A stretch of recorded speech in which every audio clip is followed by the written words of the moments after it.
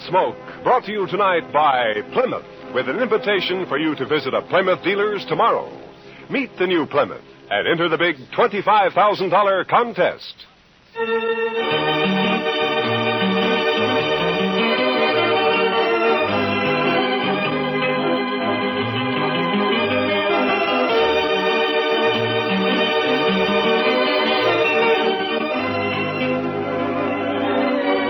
Throughout Kansas and in the territories on west, there's just one way to handle the killers and the spoilers. And that's with a U.S. Marshal and the smell of Gunsmoke. It's here, a new kind of low-priced car. The exciting 53 Plymouth, completely new, completely beautiful.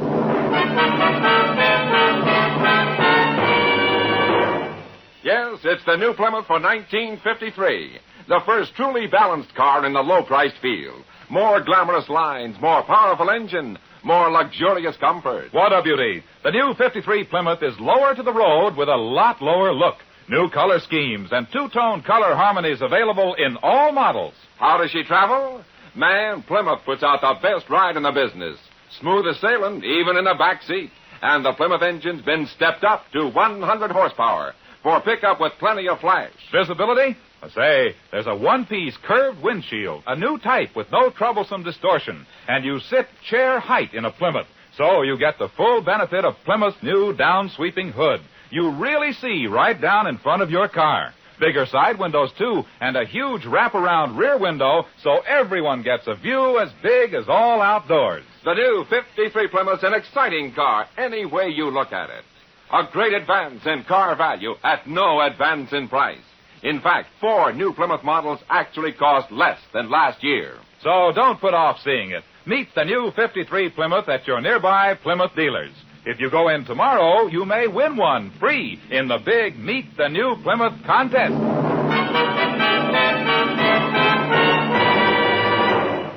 And now, Gunsmoke, starring William Conrad. The story of the violence that moved west with young America. The story of a man who moved with it. Matt Dillon, United States Marshal.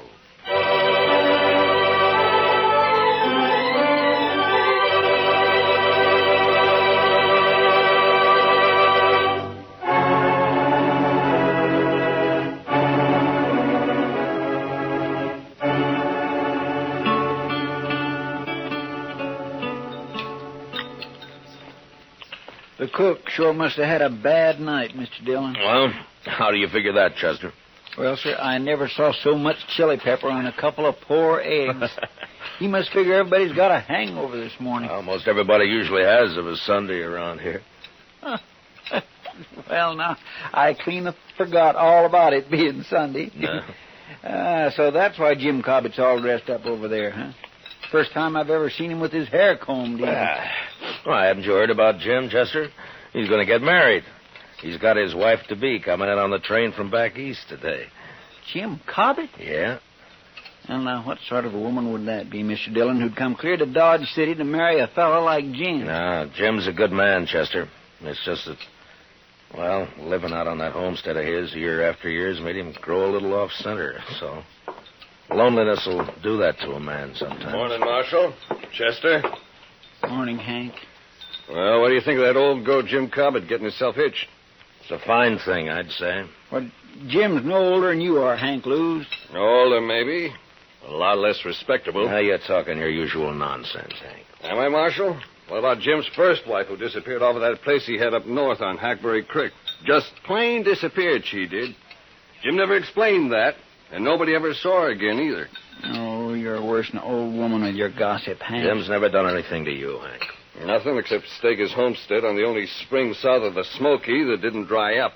Cheated me out of it, that's what. He filed his claim 2 weeks before you did, Hank, and everybody knows it. Sneaked into town, that's what he did. Sneaked into town behind my back. Still telling your lies, ain't you, Hank Lewis? Now, you keep away from me, Jim. Keep away. I've never bothered you, Hank. But I hear you talking around Lila. When she gets here, I'll hurt you. I'll hurt you bad. What is it you want to hide from her, Jim? Maybe that business about your first wife? All right, don't touch that gun, Hank. Not a move. You arrest him, Marshal. You saw it. Get up. Put him in jail now. I didn't touch him. Shut up. Now, you're just lucky you weren't killed. Now, you get out of here and stay away from Jim. It's his wedding day, and if I find you bothering him again, I'll throw you in jail. Now, go on, move. Fine all we got around here, Hank. Nothing happens. Sorry to make trouble, Marshal, but I won't hold for his making that talk around Lila. Oh, forget it, Jim. Just keep clear of him for a while. What time's the wedding? About 3 o'clock. At least that's when the preacher said he'd come down. It'll be at the church, won't it, Jim? Well, no. The preacher thought maybe it'd be better to do it somewhere else. It's because of... Yeah, sure, Jim. Dodge City House would be a fine place, wouldn't it? That's just what I'd planned, Marshal. I brought a jug of corn in with me in case anyone came around, maybe. Jim, I wouldn't miss it for the world. I'm going to be there for sure. Yeah, me too, Jim. I certainly do enjoy a wedding. I never got married myself, but I sure do like to watch. See you later, Jim. Sure, Marshal. We'll be there, Jim. Bye.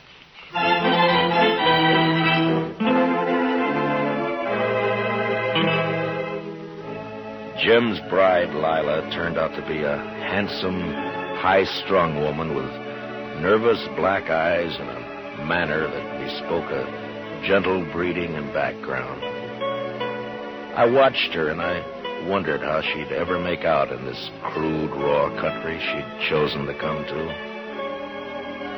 It was never mentioned how she and Jim had got together, but the few friends who gathered for the wedding didn't care. We were all pleased that Jim finally had a wife to break the loneliness that he'd set upon himself for so long.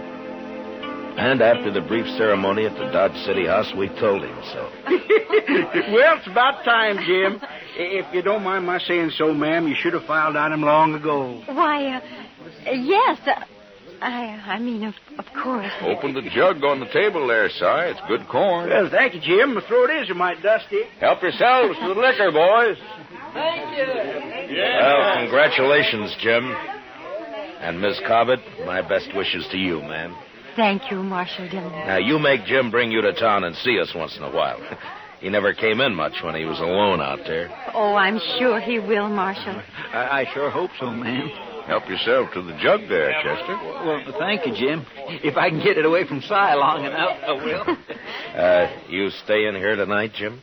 Well, no, Marshal. I brought the wagon on account of Lila here, and it's a slow way of traveling. Take a day and a half at best. But where will we sleep tonight, Jim? Oh, I got some blankets, Lila. We'll be fine. You mean out on the prairie? Well, sure. We'll bed down in the wagon if you're afraid of snakes. Oh, snakes can't get to you if you're in the wagon, ma'am. But what about everything else?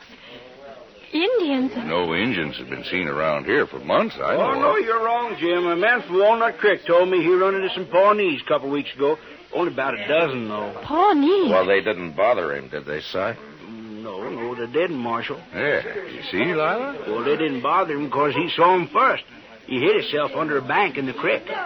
Are there many Indians around? Oh, no, very few, ma'am. Well, the Army's been after him pretty steady ever since them crows raided the Gillette place.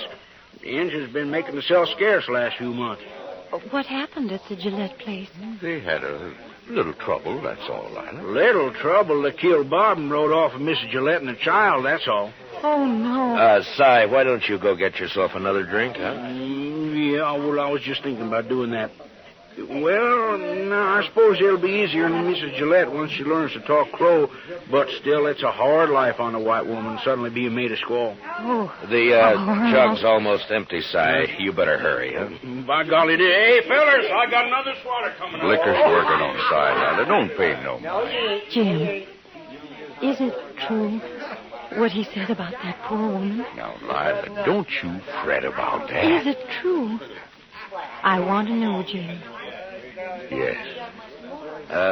Jim, if you stayed in Dodge City tonight, well, you could start out before dawn tomorrow. And maybe No, Marshal. Jim thinks it's best we leave tonight. There's nothing to fear, Lila, but if you'd rather stay, we can... No, we'll go, Jim. If you'll excuse me, I'll go change into something more suitable. Goodbye, Marshal. Goodbye, ma'am. We'll see you in Dodge City real soon, I hope. Of course. I'll be down shortly, Joe.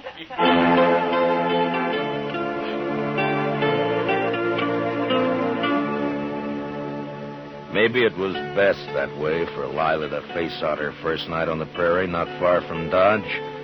Nothing would bother him that close to town, and it'd make it easier for her on the next night. And they left. And that's all we heard about him for, a month or so. Dodge City was fairly quiet, except for 1 week when a Texas herd arrived. 2 boys were killed the next night, and another a few days after. But then things cooled off and became peaceable again. Hank Blues is in town, Mr. Dillon. Oh, no, Chester. Well, there ought to be a law against it, that's all. He said he was coming here to see you in a few minutes. Look, you talk to him, Chester. I think I'll go upstairs and pick on the doc for a while. Oh, he doesn't want to see me, Mr. Dillon. I'll send him up when he comes. Chester, no. Yes, sir, but he'll ask me where you are, sir, and then what am I going to tell him? Marshal, I want to talk to you. Well, all right, Hank. Go ahead, talk. You think I was lying about Jim Cobbett, don't you? Well, listen to this, Marshal. Lila's disappeared, too. What? I saw it with my own eyes. I saw she isn't there. What are you talking about, Hank? I'm telling you, Marshal, Lila's gone, just like Jim's first wife up on Hackberry Creek. She's plain disappeared. Well, go on. Well, I got a runty bay mare that's always running off, and I rode by Jim's place to see if he'd seen her. Jim was just sitting there, and he hardly paid me any mind at all. He was all alone, and when I asked him about Lila, he just walked off, wouldn't say a word. Well, maybe she was just out on the prairie somewhere. Then she stayed a long time. I was back next day and still didn't see her. Stock's gone, too. When was this, Hank? About a week ago. Now, Marshal, I think you ought to get out. I do my own thinking, Hank. Well, all right. But you better get out there, Marshal. I've told you now. Yeah, you've told me, and you can forget it. Just stay away from the Cobbett place, you understand? All right, Marshal. I've done my duty. You better do yours. Goodbye, Hank. Well, Goodbye.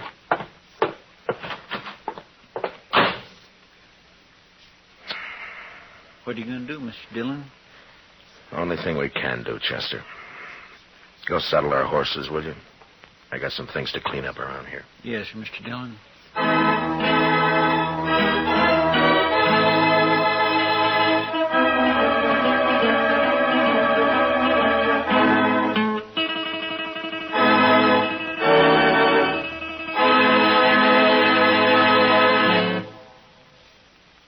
Big doings at all Plymouth dealers.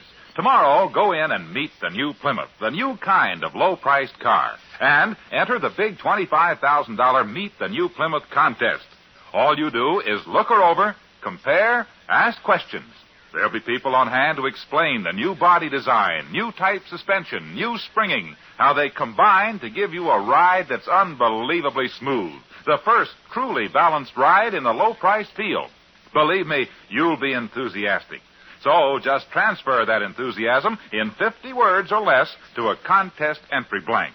Tell what you like most about the new, truly balanced Plymouth for 53. That's all there is to it, and you may win a 53 Plymouth or one of hundreds of cash prizes. But entries must be mailed by Monday midnight. So hurry, get an official entry blank containing all the easy rules tomorrow when you go in to meet the new 53 Plymouth. Now, the second act of Gunsmoke.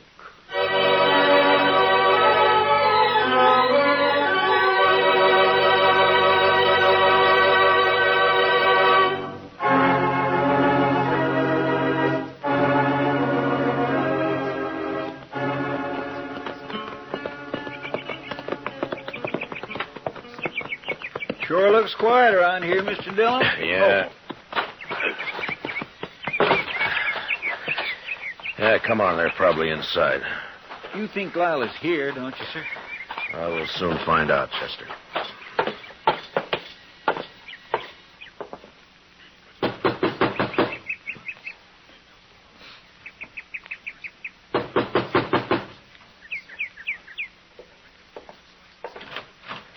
Hello, Jim. Hello, Marshal. Chester? Hello, Jim. Come in.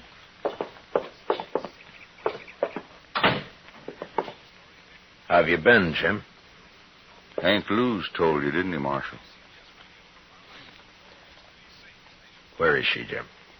Hank Lewis said I killed her, didn't he, Marshal? Oh, now, Jim, you know I don't pay any attention to what Hank Lewis says. Then why'd you come here, Marshal? To help you. If you're in trouble. Lila isn't here. And I'm in trouble, all right. Well, what happened, Jim? Where is she? I don't know. What? Well, Injuns, party of Crows, they took her. They took her. Indians? My goodness. You mean you were raided here? Maybe 10 days ago, a war party, about 12 Crows. Well, what happened? Well, Lila was out there by the spring. It was just getting dark. I was sitting on the floor right there, mending the saddle I'd torn the stirrup off of when I heard her come running up the path out back. She was all in a sweat and yelling. Hello, what is it? Oh, I saw something out there. Oh, Jim. Jim, I think it was an Indian. Come inside, quick. Oh. Get on the floor, in the corner there. How many did you see? Oh, just him. I saw his skin behind that little rise. Oh, Jim, don't let him get me. Easy now, Lila. Oh. Oh. Well, I don't see a thing out of this window. Oh. Take a look over here. Oh. Nothing. Must have heard you yelling. Oh, Jim, what'll we do? Stand them off, that's all. Oh. Wait a minute. There's one. Oh, no. Getting hard to see. Jim, the other side. They'll sneak up on the other side. Might be one behind that log out there. Oh, no. But we'll just wait. Oh. They'll get bolder in the dark. I can pick them off easy. Oh, Jim. Jim, they'll carry me off like they did that other woman. I can't stand it, Jim. Here. Take that 6-shooter. Yes, I will. I will. It won't take you while I'm alive. I promise you that, Lila. Wait a minute. They're down at the corral. Oh, no. They're after our horses. That'll show them. Here he goes. There was one behind that log. Oh, Jim, I can't stand it. Yeah, they're sneaking up on us. We'll just wait. Let them get in the open. Wait till a little more. Then when they jump and run on us,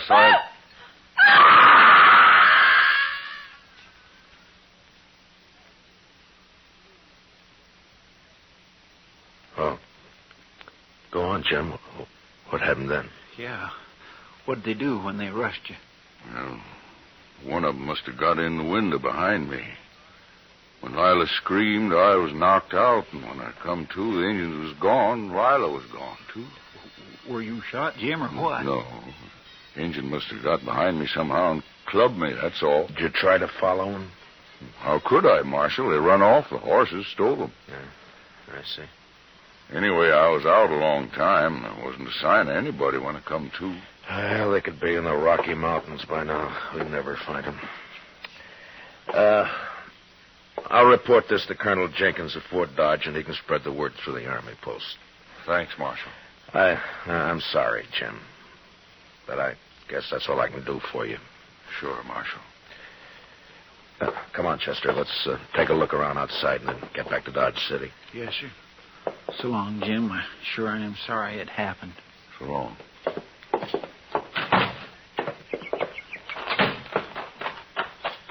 Jim's pretty broke up, Mr. Dillon.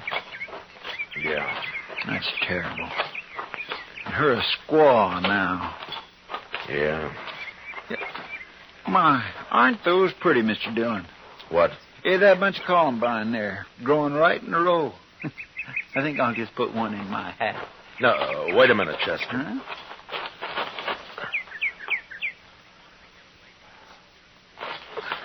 I wouldn't pick them, Chester. They're too pretty to pick, huh? Well, all right, sir. Jim's stock is gone, all right. Mm-hmm. You know, Mr. Dillon, Jim Cobbett ain't the luckiest man in the world, is he? No, he sure isn't, Chester.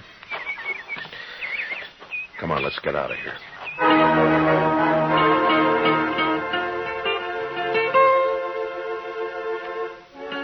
It was the day after we got back to Dodge City that the trouble started, as I expected it would. Chester spread the story about the Indians kidnapping Lila Cobbett, and it wasn't long before some of the men began to question it.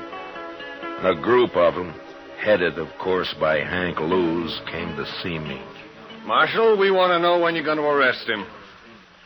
Hank, it'd be better if you'd let somebody else do the talking. Your record against Jim Cobbett's pretty strong. Marshall's right, Hank. You always did talk too much anyway. I want justice done, that's all, and I mean to get it. Oh, shut up, Hank.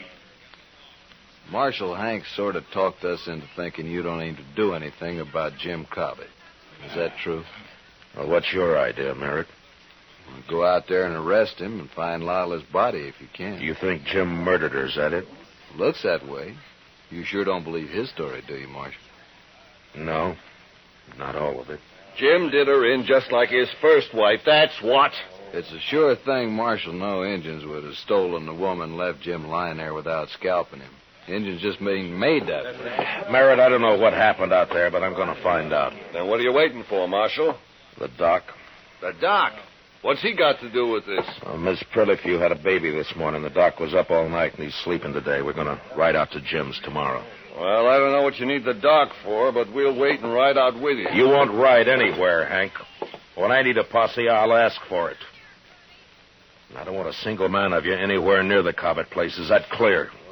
All right, now get out of here. I got work to do.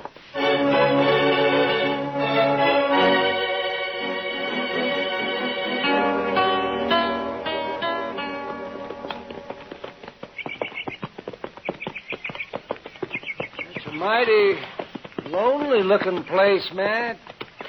Yeah, it is.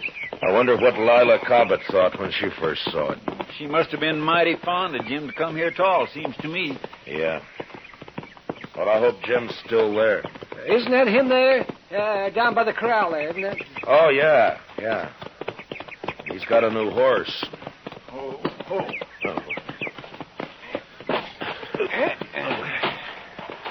Hello, Jim. What are you doing here, Doc?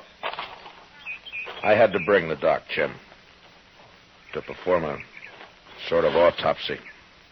Autopsy? On Miss Cobbett. It's necessary, Jim, or I wouldn't do it. Marshal? Now, don't do it, Jim. You wouldn't have a chance. No. Take his gun, Chester. Yes, sir. All right, Jim, let's you and me go on into the house, huh? I don't imagine you want to watch this. Well, where is it, Matt? You want to tell him, Jim? Over there, under that row of columbines. Well, I'll... So, that's why you wouldn't let me pick any, Mr. Dillon. I watered the ground a lot to make it hard. It was a good job, Jim. Come on, let's go in the house. Shovel's out back of the corral. I'll get it. Well, all that water and it didn't do any good.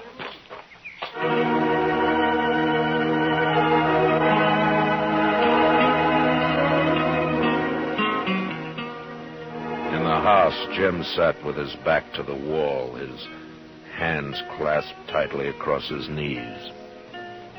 He was so gaunt and leathery that I wondered if he'd bothered to eat anything at all since this had happened. He just sat there as if waiting to be sentenced and not caring very much one way or the other. Finally, Doc and Chester were finished, and they came into the house. We put her back, Jim. Right where you had her. Yeah. And it wasn't easy, Matt. Yeah, I know. But what did you find? Well, she was killed by a .45. Fired at close range. Bullet entered her head just under... Never mind, Doc. Jim's gun here is a .45, Mr. Dillon. You want to tell us about it, Jim? You think I killed her, Marshal? Well, it looks that way, Jim. But I still can't believe it. Thank you, Marshal. If you did it, Jim, you're going to hang for it.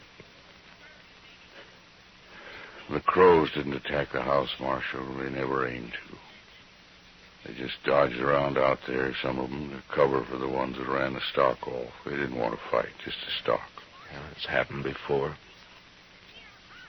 Lila screamed and screamed. I guess she went kind of crazy. Then I heard a shot. First I thought she was shooting at the engines, but then I saw her on the floor there. I didn't care after that. They could have come right in there. They could have done anything they wanted. I didn't care. You had given her your 6-gun, is that it? Yes. The crows didn't bother you after that? They just took the horses and left? I didn't care about them. I buried Lila out there right away. And I sat there on the ground all night. Everything would have been all right, Marshal, but when Hank Lewis came by, I got scared. I didn't want to talk to him, but I knew what he'd say. So, I put water on the grave and tried to hide it. Except for the flowers I'd planted. I just couldn't not have planted flowers there. He's telling the truth, Matt. Yeah, Jim isn't lying. No, sir, he certainly isn't. There's no reason I know of why Jim should stand trial. What about Hank Lewis, Mr. Dillon? He'll make trouble. The 3 of us here have heard the story and seen the evidence. Hank's talk doesn't mean a thing. I have no cause to arrest Jim. Then I can go, Marshal. Go? Go where? I don't want to live here anymore. It's like the other place up north after my first wife rode off. She just said goodbye and rode off one day. I was ashamed of that, so I never told nobody what happened. I left the place. Like I'm leaving this one. Well, you got to settle down sometime, Jim. No, I don't. I got bad luck both places. I won't settle down no more. We won't stop you, Jim. I think I'll go now, Marshal. I don't want to spend another night here. I'll get my things together. Yeah. We'll wait outside. Come on, Chester. Doc.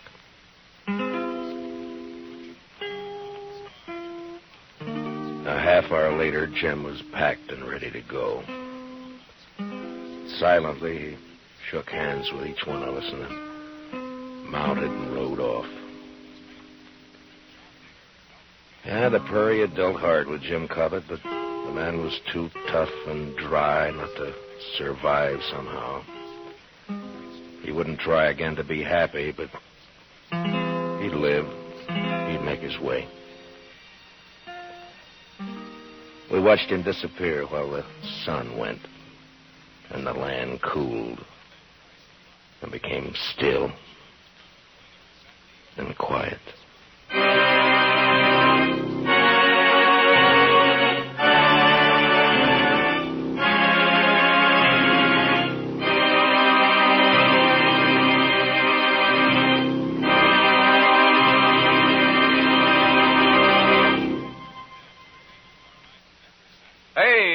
The Big Plymouth contest closes Monday midnight. Your last chance to win a new 53 Plymouth free or a big cash prize. Go to your nearby Plymouth dealers tomorrow. Meet the new Plymouth. Look it over stem to stern.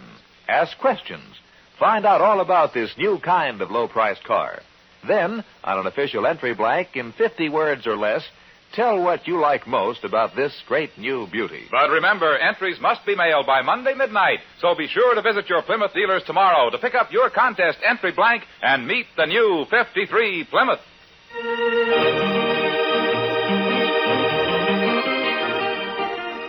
Gunsmoke, under the direction of Norman MacDonald, stars William Conrad as Matt Dillon, U.S. Marshal. Tonight's story was specially written for Gunsmoke by John Meston, with music composed and conducted by Rex Corey. Featured in the cast were John McIntyre and Jeanette Nolan, with Paul Dubois, Jack Crucian, and Harry Bartell. Harley Bayer is Chester, and Howard McNear is Doc. Gunsmoke was brought to you by Plymouth, along with a reminder that you visit your Plymouth dealer tomorrow and enter the Meet the New Plymouth contest. Remember, entries must be mailed before Monday midnight. Clancy Cassell speaking.